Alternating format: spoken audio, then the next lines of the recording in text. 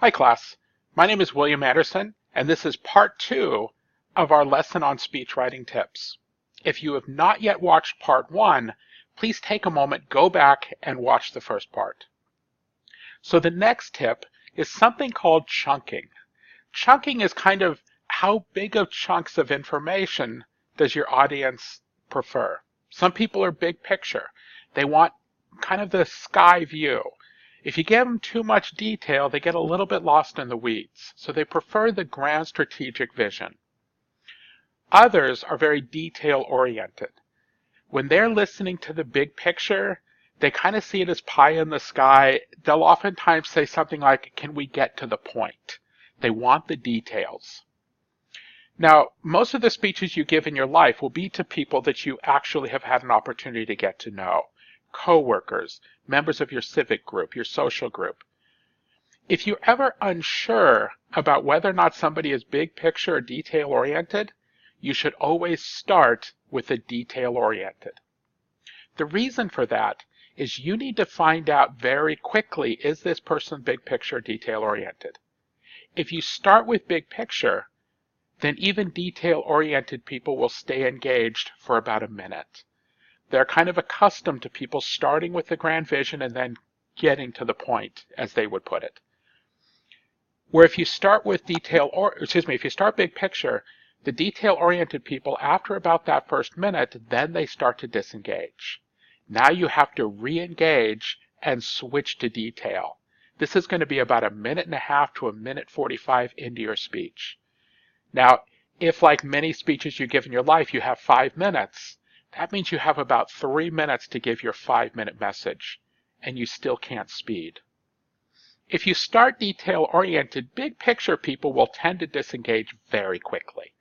As soon as they start disengaging, you can activate the reticular activating system, as we talked about in the earlier video, and then switch to big picture. So get that information as quickly as you possibly can. This next strategy tip is something called narrative. Narrative is including stories in your speech. Now, stories, as we mentioned in the video about organizing informative speech, is culturally universal in its effect. Different cultures have different stories, but one of the few things that cultures have in common in communication is that every observed human culture teaches their children with the use of stories. So we recognize stories as a method of learning. Now, when we listen to a story, our conscious mind focuses on the elements of the story, things like the characters, the events, the setting, the challenges. The subconscious mind focuses on the themes of the story. This is the reason that as you're watching a horror movie, even though intellectually you know that it's not real, it can cause a physiological reaction in you. Next is vernacular. Vernacular is a word choice. When you use certain words or phrases correctly that are common to your audience, it helps establish a sense of common ground. This common ground will help increase your credibility, showing that you are one of them. Next are persuasive elements. Now, the entire third unit of this course is going to be focusing on persuasion, so we don't really spend a lot of time talking about that here. But I do want to include it on this list of tips because you should always consider them when writing a speech. Persuasive elements include things like the person's values. Values are the things that are important to us. Beliefs. Our belief system is our core understanding of who we are, the nature of the world, of our reality, if you will, and our place in that world. Attitudes. Your attitudes are your judgment of right and wrong or good and bad. Next are poetic elements. Poetic elements are pretty much anything that you would find in poetry. Now, this is particularly useful for an auditory dominant audience, but it's useful for any audience. The most important one that I would point out is the valuable use of metaphor. Now, Chris Anderson, in his TED Talk that we watched as part of the course, talks about, with examples, the use of metaphor. Oftentimes, we can help explain a new idea to your audience by using what they already know, what they already understand. And that's the power of metaphor. But other poetic elements can be very useful. Alliteration, plays on words, things like that. Next is your level of current knowledge. Now, if you were wanting to teach a child how to read, you would need to have them first understand the alphabet. You can't teach them how to read until they know the alphabet. Or if you wanted to teach somebody algebra, before they could understand algebra, they need to know things like the relative value of numbers, addition, subtraction, multiplication, division. They need to know these sorts of things before you can ever teach them variability, manipulating equations, factoring, etc. So, with the learning tree, you want to be sure that your audience understands the basics before you teach them something more advanced. The basic rule here, the basic rule for informative speaking is this: never overestimate the knowledge of your audience and never underestimate their intelligence. Next is the difference between these two words, and versus but. Now, if I were to give you a phrase A and B and ask you what is the meaning difference between that and A but B, if you think about it, they have the same meaning. Both phrases A and B as well as A but B are telling you that A as well as B is true. But that's not how your audience necessarily understands it. If they hear A and B, they will tend to pay attention to both. If they hear A but B, they will tend to ignore A and focus only on B. Now, when would this be useful in speech writing? There are instances where one of your competing companies might be having an expiring contract with a customer. The customer oftentimes will have a policy that they have to listen to at least 3 bids before they can renew a contract. It's common for the existing supplier to tell their customer, we will send 3 competitors to you. Now, this is done as a customer service, and the current supplier knows if they send a bad competitor, the customer is going to look less favorably upon them. So sometimes they will ask one of their competitors, say, we will allow you to be one of the competing bids that we send, but you must include a certain disclosure. The disclosure is something you typically don't want to talk about, such as your widgets cost 20% more than ours. You have to include that in your message to our customer.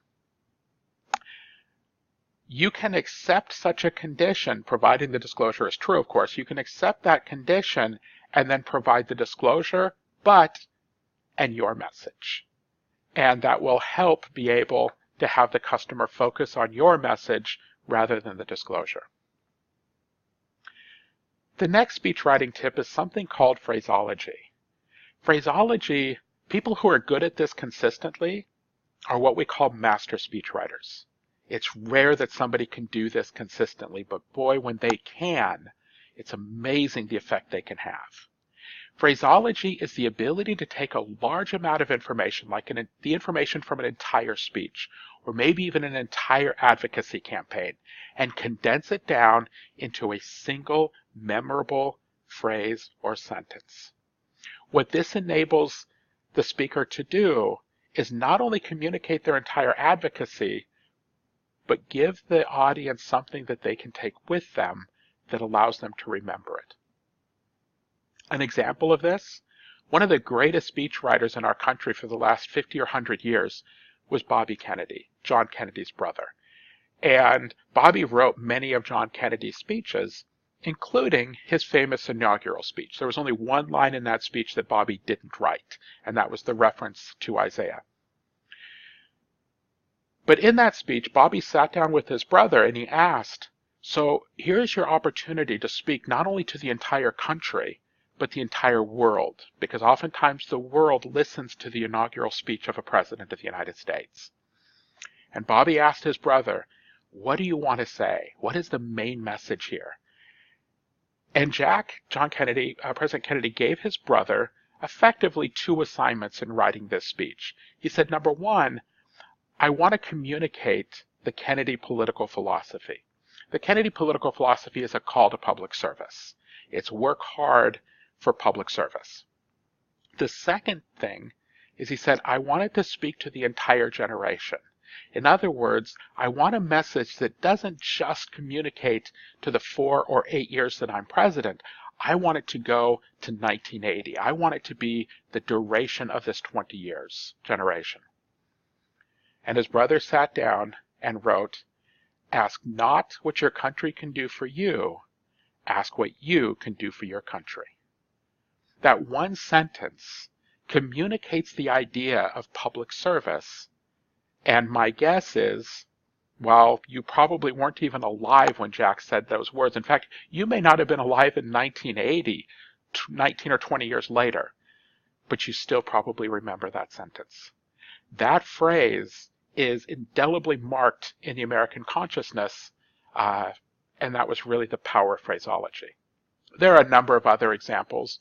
Franklin Delano Roosevelt back in 1934, when he was going to take over, 1933, when he was going to take over as president, as he looked at the depression-devastated country, he recognized that this country had all the same industry, the educated workforce, the entrepreneurship, all of the things that led to prosperity in the 1920s, but yet was now in depression. And he was like, what's missing? And he recognized that it was because Americans were scared. They were scared and fearful, and therefore not willing to take chances, not willing to take risks. And so he recognized if we could overcome the fear, we could get back the economic prosperity that we had had previously. And so he had this speech where he was going to be talking about overcoming fear, but he knew that that speech would be forgotten too quickly. And so a phrase was added into the speech. The only thing we have to fear is fear itself. Today we live about 80 years or so afterwards, and people still remember that phrase. That's the power of phraseology. The last tip that I want to go over is something called antithesis. Antithesis really is kind of a special form of phraseology. In antithesis, we're going to define an idea by saying what it is and what it isn't. In essence, we're using the power of contrast to make definition crystal clear. Say what it is, and what it isn't. An example of this, when President Clinton was advocating welfare reform. His welfare reform idea originally was really based upon that every American should be able to get retraining anytime they need it for work and be provided with a living stipend while they were getting that training. But then those who could work must work. So if after the training you refused to work, you were cut off from public assistance. That was the gist of it. Again, there's a lot of details involved, but that's kind of the gist of the idea. Well, on the political right, he was going to be blasted for being a socialist. How dare he say that government was going to, take care of all of these people? And on the left, it was, we're going to have starving children in the streets. What do you mean? What if a parent refuses to work and all of a sudden their kids go hungry? So he was effectively simultaneously accused of being a socialist and having starving children in the streets. To defend against either of these claims, he wanted to make sure that people understood the plan. And so he defined it as, this is a hand up, not a handout. Saying what it is, it's a hand up, it's help, and what it isn't, it's not a handout. Helped protect that idea from even more confusion. So, I hope that these speech writing tips assist you as you write your speech. What all of these are designed to do is to take a good essay and convert it into a good speech. Each of these are optional as far as a speech in this class, but I urge you to at least consider some of these tips as a way to hopefully strengthen the content of your speech. Thank you very much. So the next videos we're going to be talking about are about delivery. Thanks for listening.